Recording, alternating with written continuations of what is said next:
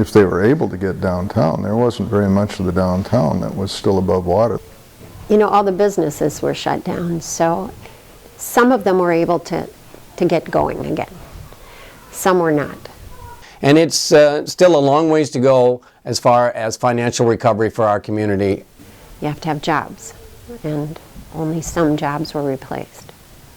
So, whenever it starts to rain or it rains heavily, even still, now you can see the kids' anxiety levels going up. This is the story of the irreparable damage sustained by the Rushford Peterson's public school system from a natural disaster.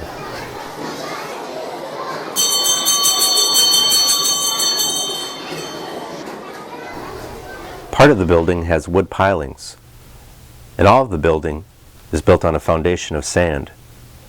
The Great Flood unsettled the foundations of the building. It is evident in every corner of the complex. Whenever a foundation is compromised on a building such as it is with ours right now, we see lots of different things going on. Walls shifting, floors settling, ceilings settling.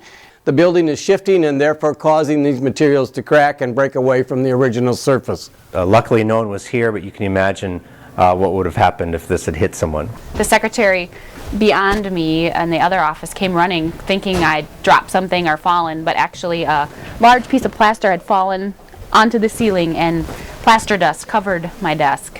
mostly I hear it. I hear it falling from the floor above and landing on the panels in the ceiling.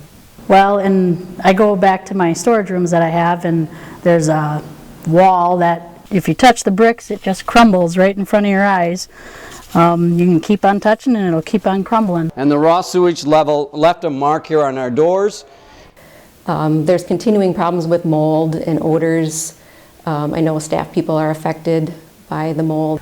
The school's heating and air circulation system was horribly inadequate before the flood.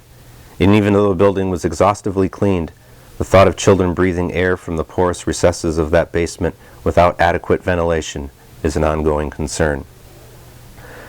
You would think the citizens of Rushford Peterson School District would have fixed these problems by now, but they've got a lot on their hands. The city of Rushford is still recovering from 17 inches of rain. Stricken that day were banks, clinics, drugstores, dental offices, restaurants, the post office, police and fire stations, city wells, and the wastewater treatment center. In addition, roughly 490 of 766 homes and businesses were damaged or destroyed when 2/3 of the city was covered by floodwater. As a result of the flood, our free and reduced numbers increased from 37% to 58%, and our current levels still maintain around 47%. We lost 13 students and families that moved away, and directly impacted us financially to the tune of about $160,000 per year. This is not a property-rich community, so there's no easy way to distribute the cost of a new facility. The citizens of Rushford Peterson School District can't handle a 48% increase in their local debt service. Taxes on a $100,000 house would increase by $346, and as much as $748 on a house valued at $175,000. There are a lot of people who had money left to pay on that house. Now you add a minimum of $50,000 more onto that mortgage, and that's a burden. Rushford Peterson isn't asking the state to cover the entire cost of the building. What they need is help with costs associated with replacing a structure that was devastated by a natural disaster. The board is preparing to ask the residents of the district to cover 1/3 of the cost of replacing the building complex. We recognize that we must be willing to do this before we would ask the state to commit. We are number 2 on the Minnesota Department of Education's bonding priority list, and we're happy that the legislators and governor recognize the need for us to have use of the Cooperative Facilities Grant.